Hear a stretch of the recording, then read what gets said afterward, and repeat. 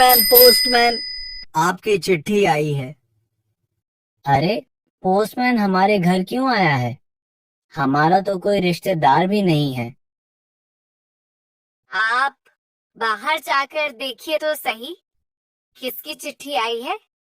अरे भाई, किसकी चिट्ठी लेकर आए हो? मैं क्या जानूं भाई, तुम जानो और तुम्हारी चिट्ठी भेजने वाला जाने। पोस्टमैन शिवा को चिट्ठी देता है और शिवा चिट्ठी लेकर घर के अंदर चला जाता है। आजी, किसकी चिट्ठी आई है, जरा पढ़कर देखिए। हाँ हाँ, पढ़ता हूँ। इस पर भेजने वाले का पता तो नहीं दिख रहा, और इस पर लिखा है, मैं तुम्हारी भक्ति से बहुत प्रसन्न हूँ और आज मैं तुम्हारे घर आकर तुम्हें दर्शन दूंगा। इतना सुनकर शांति बोलती है, सच में ऐसा लिखा है इसमें? इसका मतलब ये चिट्ठी मेरे भगवान ने भेजी है। इसका मतलब वे आज हमारे घर आने वाले हैं। दिन रात भगवान की पूजा अर्चना करके तुम भगवान की भक्ति में पागल हो चुकी हो। भला ऐसा कभी हुआ है कि भगवान किसी के घर आए हों?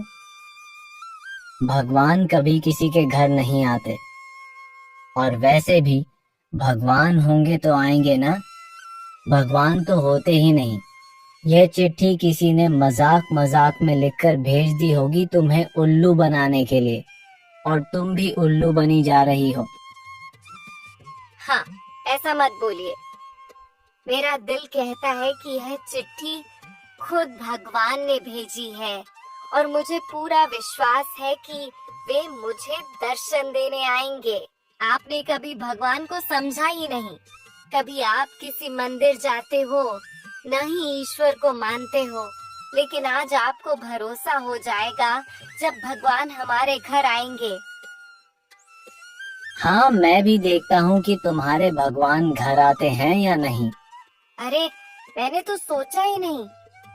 भगवान हमारे घर आएंगे तो हमारे पास तो ढंग का कंबल भी नहीं है। एक ही कंबल है जो फटा हुआ है, और खाने पीने का सामान भी बहुत कम है। उनके लिए मुझे अच्छे अच्छे पकवान बनाने पड़ेंगे। उसके लिए बाजार से मिठाई भी लानी पड़ेगी और नया कंबल भी खरीदना पड़ेगा। मैं भगवान को फटा हुआ कंबल नहीं दे सकती, और उनके लिए जरूरी चीजें भी लानी होंगी। अभी सुनते हो आप? मुझे 100 रुपए दो, मुझे बाजार जाना है। तुम पागल हो गई हो क्या? कोई तुम्हें उल्लू बनाकर चला गया और तुम भी उसकी बातों में आ गई। तुम अच्छी तरह से जानती हो कि मेरे पास पैसे नहीं हैं। बहुत दिनों से मुझे कोई काम भी नहीं मिला है। कंबल और मिठाई के लिए पैसे मैं कहाँ से दूं? मैंने खुद कई दिनों से मिठाई नहीं खाई है। आपसे तो बात करना ही बेकार है। अब रहने दो। मैंने जैसे तैसे करके बुरे समय के लिए 100 रुपए बचा कर रखे थे। मैं उन्हीं पैसों में से सामान लेकर आती हूँ। शांति बाजार चली जाती है और नया कंबल, मिठाई और जरूरी सामान खरीद लेती है। फिर वह घर आकर अच्छे अच्छे पकवान बनाती है और घर की साफ सफाई करके दरवाजे पर भगवान का इंतजार करने लगती है। दिन भर वह भगवान के आने का इंतजार करती है और आंगन में बैठी रहती है, पर भगवान नहीं आते। फिर शाम हो जाती है। तभी शिवा उससे कहता है, क्या हुआ शांति, आ गए तुम्हारे भगवान? नहीं आए ना? मैंने तो पहले ही कहा था। जैसे तैसे बचा कर रखे हुए पैसे भी तुमने खर्च कर डाले। पहले से हमारे पास पैसे नहीं थे और तुम भी किसी की भी बात में आ जाती हो। मुझे अच्छे से पता था कि कोई भगवान नहीं आने वाला। ये बात सुनकर शांति को थोड़ा बुरा लगता है और वह बहुत उदास हो जाती है। तभी एक आदमी आता है जिसके पास एक छोटी बच्ची होती है। वह बच्ची रो रही होती है। वह आदमी आकर बोलता है, बहन जी, मैं बहुत मुसीबत में हूँ, मेरी मदद कीजिए। मैं बहुत गरीब हूँ, एक झोपड़ी में रहता हूँ, मेरी बच्ची बहुत भूखी है, कृपया मेरी मदद कीजिए। शांति सोच में पड़ जाती है। मुझे लगता है कि मुझे इस गरीब आदमी की मदद कर देनी चाहिए। वैसे भी अगर भगवान नहीं आए तो जो मिठाई मैं लेकर आई हूँ वह इस बच्चे को दे देती हूँ और ये कंबल भी इन्हें दे देती हूँ। बेचारे ठंड में कहाँ भटकेंगे। शांति मिठाई और कंबल उस भिखारी को दे देती है। बहन जी, आपका बहुत बहुत शुक्रिया। भगवान आपका भला करे। इतना कहकर वह भिखारी वहाँ से चला जाता है और शांति अपने घर के अंदर चली जाती है। तुम कितनी बेवकूफ हो। कोई भी आकर तुम्हें बेवकूफ बनाकर चला गया। जो 80 रुपए इतने दिनों से बचा कर रखे थे वो भी तुमने खर्च कर दिए। मैंने कितने दिनों से मिठाई नहीं खाई थी और वो मिठाई भी तुमने गरीब को दे दी। हमारे घर का कंबल कितने दिनों से फटा हुआ था और नया कंबल भी तुमने उस भिखारी को दे दिया। शांति कुछ नहीं बोलती और निराश होकर बैठ जाती है। दूसरे दिन पोस्टमैन, आपकी चिट्ठी आई है। अब ये क्या नया नाटक है? फिर से चिट्ठी? शिवा चिट्ठी खोलकर देखता है तो उसमें लिखा होता है, मैं तुम्हारे घर आया था, तुम मुझे पहचान नहीं पाई। तुम्हारी दी हुई मिठाई बहुत स्वादिष्ट थी और तुम्हारे द्वारा दिया गया कंबल बहुत आरामदायक था। मैं तुम्हारी सेवा से प्रसन्न हुआ। इतना सुनकर शांति बहुत खुश हो जाती है और बोलती है, मैं कितनी अभागी हूँ। साक्षात भगवान मेरे घर आए थे पर मैं पहचान नहीं पाई। देखा आपने, मैंने कहा था ना कि भगवान आएंगे और वे मुझे दर्शन देकर चले गए पर मैं ही पहचान नहीं पाई। बेवकूफ औरत, तुझमें तो दिमाग ही नहीं है। कल जो आदमी आया था मुझे लगता है वही चिट्ठी भेज रहा है और भगवान के नाम पर हमें ठग रहा है और तुम भी उसकी बातों में आ गई। आप मानो या ना मानो, मैं अच्छे से जानती हूँ कि कल जो हमारे घर आए थे वे भगवान ही थे। एक दिन आपको भी भरोसा हो जाएगा कि भगवान होते हैं। आप देख लेना। ऐसे ही कुछ दिन बीत जाते हैं। बारिश न होने की वजह से शिवा की सारी फसल खराब हो जाती है। शिवा परेशान होकर शांति से कहता है, अब क्या होगा शांति? फसल तो सारी बर्बाद हो गई। हमारे पास जो भी पैसा था वह हमने खेत में लगा दिया था। अब तो हमारे पास कुछ भी नहीं बचा है। हमारा गुजारा कैसे होगा? मेरी बात मानिए तो जमींदार से कुछ पैसे ब्याज पर ले लेते हैं। हमारे पास इसके अलावा कोई रास्ता नहीं है। तुम अच्छे से जानती हो शांति, मैंने आज तक कभी किसी से कर्ज नहीं लिया। जो भी किया है अपने दम पर किया है। जमींदार के पास पैसे लेने नहीं जाऊंगा। हाँ जानती हूँ, लेकिन हमें अब जरूरत आ पड़ी है। हमारे पास इसके अलावा कोई रास्ता नहीं है। आपको जमींदार से पैसे उधार लेने ही होंगे। घर में कुछ राशन नहीं बचा है। अगर आप जमींदार से पैसे नहीं मांगेंगे तो हमें भूखे मरने की नौबत आ जाएगी। ठीक है शांति, तुम कहती हो तो मैं जमींदार से बात करके आता हूँ। फिर शिवा जमींदार के घर जाता है।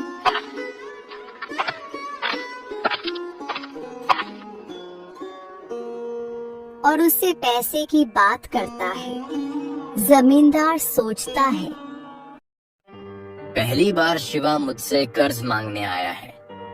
सारे गांव ने मुझसे कर्ज लिया है। लेकिन इस आदमी ने कभी मेरी चौखट पर पैर नहीं रखा था। अब आ गया है, उठ पहाड़ के नीचे। अच्छा ठीक है शिवा, मैं तुम्हें कर्ज देने के लिए तैयार हूँ, पर यह बताओ तुम्हारे पास गिरवी रखने के लिए क्या है? जमींदार जी, मेरे पास गिरवी रखने के लिए भी कुछ नहीं है। आप अच्छी तरह से जानते हैं कि मैंने आज तक कभी आपसे पैसे नहीं लिए। पहली बार ही आपसे कर्ज मांगने आया हूँ। मेरा भरोसा कीजिए, मैं समय पर आपका कर्ज लौटा दूंगा। मैं कभी किसी पर भरोसा नहीं करता। बिना गिरवी रखे मैं किसी को पैसे नहीं देता, चाहे वह कोई भी हो।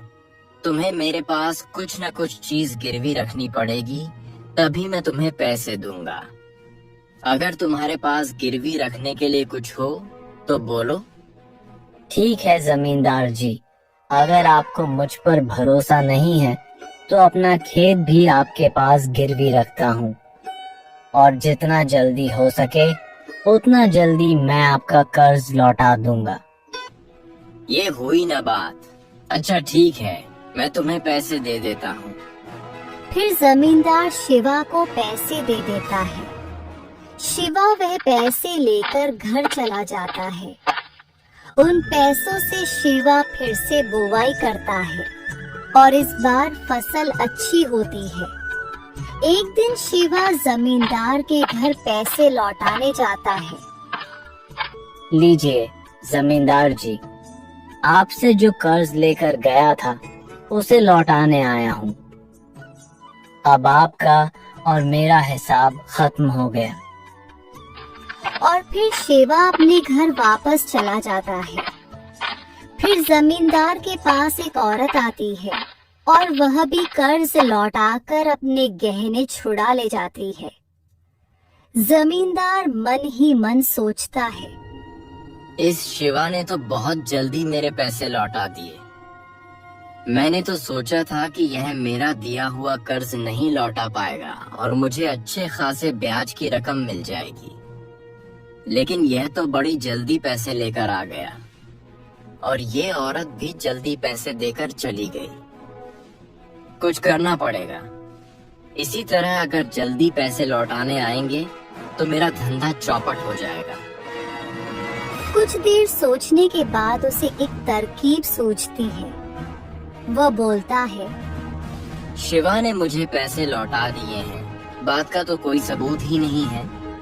इसका मतलब मैं शिवा से और भी पैसे निकाल सकता हूँ। और जब शिवा यहाँ आया था तब यहाँ उसके और मेरे अलावा कोई था भी नहीं। ये अच्छी तरकीब है शिवा से और पैसे निकालने की। कुछ दिन ऐसे ही बीत जाते हैं। फिर एक दिन जमींदार का आदमी शिवा के घर जाता है और बोलता है, शिवा, हमें जमींदार जी ने भेजा है। बहुत दिन हो गए, तुम जमींदार जी के पैसे कब लौटा रहे हो? कौन से पैसे? मैंने तो कब के लौटा दिए। मैंने सिर्फ एक बार ही आपसे कर्ज लिया था और उसे समय पर चुका भी दिया है। झूठ मत बोलो शिवा, तुमने कोई पैसे नहीं लौटाए। तुम जमींदार से पैसे लेकर गए थे और दोबारा आए ही नहीं। नाटक मत करो, चुपचाप जमींदार जी के पैसे लौटा दो, वरना हमसे बुरा कोई नहीं होगा। यह क्या नाटक है? नाटक मैं नहीं, तुम कर रहे हो। मैंने जमींदार जी के सारे पैसे लौटा दिए हैं। किस बात के पैसे? ये गलत है। तू ऐसे नहीं मानेगा। चल जमींदार जी के पास, उन्होंने तुम्हें बुलाया है। फिर शिवा जमींदार के पास जाता है। जमींदार से कहता है, जमींदार जी, मैंने आपके सारे पैसे समय पर लौटा दिए थे। फिर आपके आदमी मेरे घर क्यों आए थे? कौन से पैसे? कब लौटाए हैं? शिवा, झूठ क्यों बोल रहे हो? तुमने पैसे अभी तक नहीं लौटाए हैं। ये नाटक बंद करो और सीधी तरह से मेरे पैसे लौटा दो, वरना मुझे और भी तरीके आते हैं पैसे निकलवाने के। सोच लो। जमींदार, झूठ मैं नहीं, तुम बोल रहे हो। तुम्हें अच्छी तरह पता है कि मैंने तुम्हारे सारे पैसे चुका दिए हैं। फिर भी तुम मुझ पर झूठा आरोप लगा रहे हो। अच्छा, तो तुम्हारे पास कोई सबूत है कि तुमने मेरे सारे पैसे लौटा दिए हैं? शिवा सोच में पड़ जाता है। ये मैंने क्या कर दिया? मेरे पास तो कोई लिखित सबूत भी नहीं है। मुझे इस बात का सबूत रखना चाहिए था। मेरे पास कोई सबूत नहीं है। अब समझ में आया कि तुम इसी बात का फायदा उठा रहे हो, इसलिए जानबूझकर तुमने मुझे कोई सबूत नहीं दिया। मैंने भरोसा किया था, क्योंकि मैंने आज तक कभी किसी से कर्ज नहीं लिया, इसलिए मैंने तुमसे कोई सबूत भी नहीं मांगा।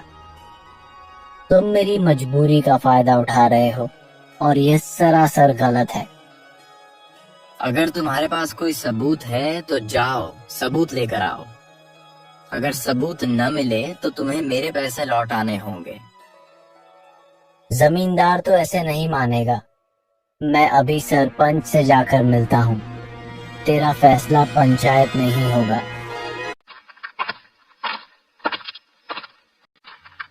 फिर शिवा गांव के सरपंच से मिलता है और उन्हें सारी घटना बताता है। इसके बाद पंचायत में जमींदार को बुलाया जाता है।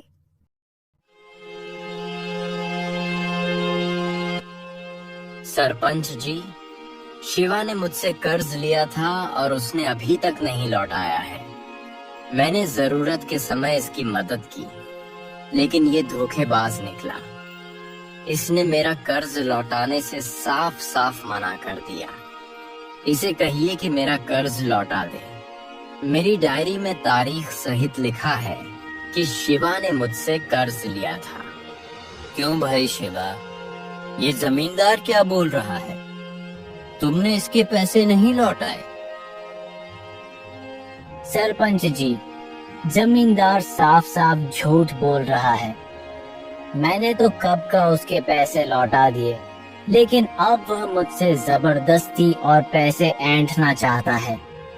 लेकिन ये साबित कैसे होगा कि जमींदार के पैसे लौटा चुके हो? तुम्हारे पास कोई सबूत होगा ना? जमींदार ने तुम्हें लिखित में दिया होगा कि तुमने पैसे लौटा दिए। सबूत नहीं लिया। वह इसी बात का फायदा उठा रहा है। मुझ पर भरोसा कीजिए। सरपंच जी, मैं झूठ नहीं बोल रहा। मैंने जमींदार के सारे पैसे लौटा दिए हैं और अब मेरे पास पैसे नहीं हैं। देखा सरपंच जी, आपने? इसके पास कोई सबूत नहीं है, लेकिन मेरे पास सबूत है कि शिवा पैसे लेकर गया था। अब आप ही फैसला कीजिए सरपंच जी कि कौन झूठ बोल रहा है और कौन सच। भाई, बिना सबूत के तो हम कोई फैसला नहीं सुना सकते। शिवा, हम तुम्हें एक मौका देते हैं। तुम्हें कल तक कोई सबूत लाना पड़ेगा, वरना हमें फैसला जमींदार के पक्ष में सुनाना पड़ेगा। गलती तुम्हारी है कि तुमने कोई सबूत नहीं लिया। हम सिर्फ तुम्हारे कहने पर फैसला नहीं सुना सकते। तुम्हें कोई न कोई सबूत जरूर लाना पड़ेगा, जिससे यह साबित हो सके कि तुमने जमींदार के पैसे लौटा दिए हैं। अगर सबूत नहीं है तो कोई गवाह ही लेकर आओ। शिवा सोच में पड़ जाता है। मेरे पास न तो कोई सबूत है और न ही कोई गवाह। मैं किसे लेकर आऊं? जब मैं जमींदार को पैसे लौटा रहा था तब वहां कोई नहीं था। अब मैं क्या करूं? जमींदार ने तो मुझे बुरी तरह फंसा दिया है। शिवा घर जाकर निराश होकर बैठ जाता है। कभी उसकी पत्नी उसे समझाने की कोशिश करती है, लेकिन वह किसी की बात नहीं सुनता। उसे लगने लगता है कि अब कुछ नहीं हो सकता। भगवान है ना, सब ठीक कर देंगे। क्या भगवान भगवान लगा रखा है? शांति, एक तो मैं इतनी मुसीबत में हूँ, कुछ समझ नहीं आ रहा कि क्या करूँ, कहाँ से सबूत लाऊं। मुझे क्या पता था कि जमींदार इतना बेईमान निकलेगा। मैं तो उसके पास जाना ही नहीं चाहता था, लेकिन तुम्हारे कहने पर ही उसके पास कर्ज लेने गया। अब जब पैसे लौट आए तो वहाँ कोई था ही नहीं, तो गवाह कहाँ से लाऊं? आप सब कुछ भगवान के ऊपर छोड़ दीजिए। मेरी बात मानिए, एक बार भगवान से सहायता मांगिए। भगवान खुद आपकी सहायता करने आएंगे। जब हमें कुछ समझ नहीं आ रहा हो तो हमें सब कुछ ईश्वर के ऊपर छोड़ देना चाहिए। आप सिर्फ एक बार ईश्वर पर भरोसा करके देखिए। सच्चे मन से उन्हें पुकारिए, वे जरूर आकर आपकी सहायता करेंगे। अब हमें वही बचा सकते हैं और कोई नहीं। भले ही वहाँ कोई गवाह नहीं था, लेकिन ईश्वर जानते हैं कि सच क्या है। किसी ने देखा हो या ना देखा हो, लेकिन ईश्वर ने देखा है कि आपने जमींदार को सारे पैसे लौटा दिए हैं। ये क्या बोल रही हो शांति? तुम्हारे ईश्वर तो नहीं आएंगे गवाही देने। आप एक बार उन्हें पुकार कर तो देखिए, एक बार दिल से उन्हें बुलाइए, वो आपकी सहायता जरूर करेंगे। अगर इस बार ईश्वर ने आपका साथ नहीं दिया, तो फिर आपको कभी भी ईश्वर को मानने की जरूरत नहीं। मेरे कहने पर सिर्फ एक बार ईश्वर पर भरोसा करके देखिए। अच्छा ठीक है शांति, मैं एक मौका देता हूँ। मैं कल पंचायत में ईश्वर का ही नाम लूंगा। देखता हूँ क्या सच में ईश्वर मुझे बचाने आते हैं या नहीं। मेरा मन कहता है कि ईश्वर हमारी सहायता जरूर करेंगे। हमने कभी किसी का कुछ नहीं बिगाड़ा, कभी किसी के साथ बुरा नहीं किया, तो ईश्वर हमारे साथ भी बुरा नहीं होने देंगे। वे हमारी सहायता जरूर करेंगे। ईश्वर के रहते हमारे साथ अन्याय नहीं होगा, सत्य की ही जीत होगी। आप देख लेना। अगले दिन पंचायत में कोई सबूत लाए हो या फिर कोई गवाह जो यह साबित कर सके कि तुमने जमींदार के पैसे लौटा दिए हैं? हाँ सरपंच जी, मेरे पास गवाह है। जब मैं जमींदार को पैसे लौटा रहा था, तब वहाँ किशन मौजूद थे। उन्होंने सब कुछ देखा है। ये किस किशन की बात कर रहा है? हमारे गांव में तो किशन नाम का कोई आदमी नहीं है। लगता है ये पागल हो चुका है। मन में आया वह बोले जा रहा है। अच्छा ठीक है, जैसा कि तुम कह रहे हो कि किशन ने सब कुछ देखा है, गवाही देने के लिए कहाँ है? उसे क्यों नहीं लाए? अगर किशन गवाही देगा तभी हम कुछ समझ पाएंगे। मैंने उन्हें बुलाया है, वे आते ही होंगे। आप थोड़ी देर इंतजार कर लीजिए। शिवा मन ही मन बोलता है, हे भगवान, आज मेरी इज्जत आपके हाथ में है। अगर आप हो तो आप अच्छी तरह जानते हो कि मैंने कोई गलत काम नहीं किया। मुझे फंसाया जा रहा है। अगर आपका अस्तित्व सचमुच इस दुनिया में है तो आज मेरी जीत होगी और जमींदार की हार। मेरी इज्जत अब आपके भरोसे है। मैंने आज तक कभी तुम पर भरोसा नहीं किया, लेकिन अगर आज तुमने मेरा साथ नहीं दिया तो मैं जीवन में कभी तुम पर विश्वास नहीं करूंगा। मेरी लाज रख लेना प्रभु। कुछ देर तक सभी इंतजार करते हैं, लेकिन कोई नहीं आता। जमींदार हंसते हुए कहता है,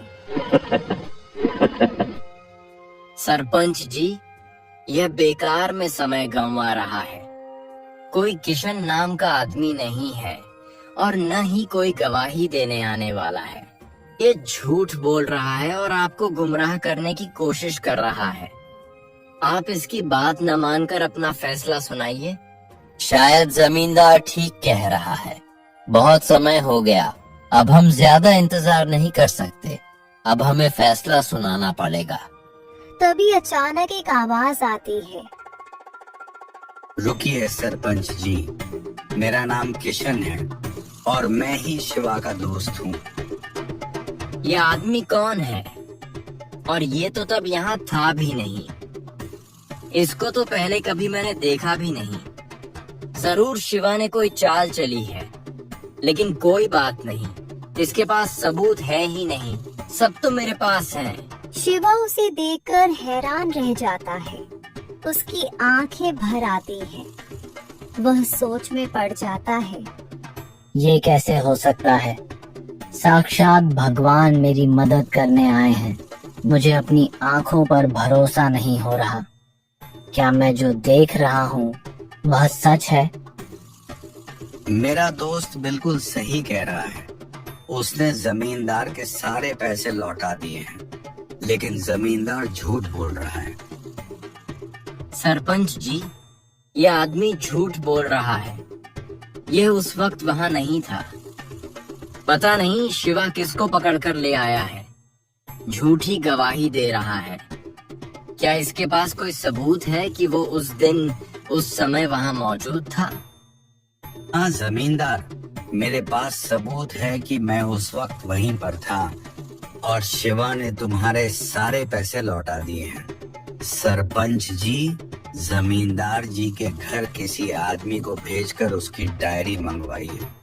उसमें 40 नंबर के पन्ने पर तारीख सहित साफ साफ लिखा है कि शिवा ने उसका सारा कर्ज चुका दिया है। खुद जमींदार ने वह लिखकर अपने हस्ताक्षर भी किए हैं, लेकिन जानबूझकर उसने शिवा को कोई सबूत नहीं दिया ताकि वह उससे दुगना पैसा वसूल सके। यह जमींदार की चाल है। सरपंच जी, ये आदमी झूठ बोल रहा है। ये मेरी कोई चाल नहीं, बल्कि शिवा की चाल है। ये दोनों मिलकर मुझे झूठा साबित करना चाहते हैं। मेरे घर से डायरी मंगवा लीजिए, उसमें ऐसा कुछ नहीं लिखा है। सरपंच जी तुरंत किसी आदमी को भेजकर जमींदार के घर से उसकी डायरी मंगवाते हैं। ये बेवकूफ नहीं जानता कि डायरी पर तो कुछ भी नहीं लिखा है। जब मैंने कुछ लिखा ही नहीं तो डायरी पर आएगा कैसे? अभी हर आदमी और शिवा झूठे साबित हो जाएंगे। मेरी जीत तो पक्की है। मुझे शिवा से दुगने पैसे मिल जाएंगे और ऊपर से शिवा की पूरे गांव में बदनामी होगी। कुछ देर बाद एक आदमी डायरी लेकर आता है। सरपंच जी डायरी पढ़ते हैं और गुस्से में कहते हैं, ये क्या है जमींदार? साफ साफ लिखा है कि शिवा ने तुम्हारा सारा कर्ज चुका दिया है, फिर भी तुम झूठ क्यों बोल रहे हो? और इसमें तुम्हारे हस्ताक्षर भी हैं।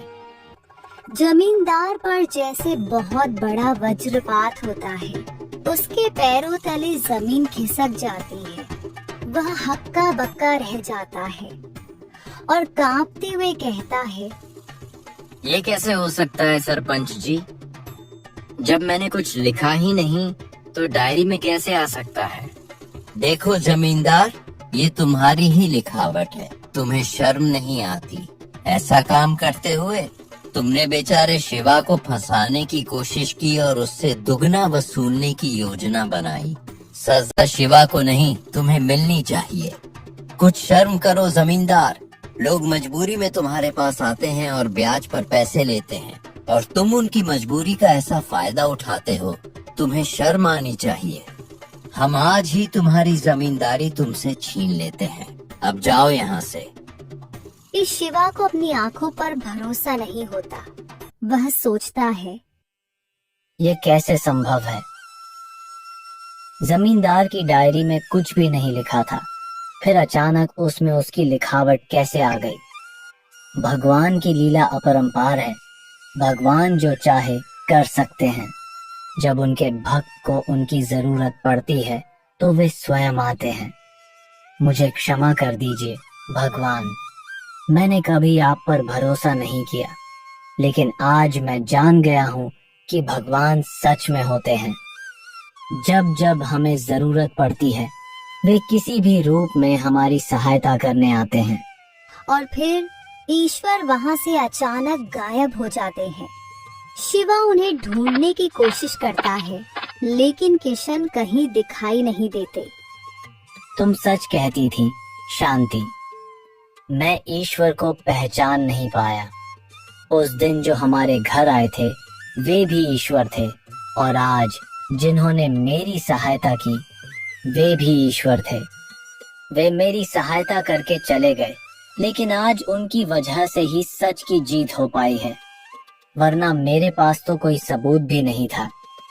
ईश्वर ने ऐसा चमत्कार किया कि जमींदार को उसके किए की सजा मिल गई। सारे गांव वालों के सामने भगवान ने मेरी इज्जत रख ली। इसके बाद शिवा अपनी पत्नी के साथ खुशी खुशी रहने लगता है। उस दिन के बाद उसका भाग्य बदल जाता है। उसके खेतों में गांव की सबसे अच्छी फसल होने लगती है।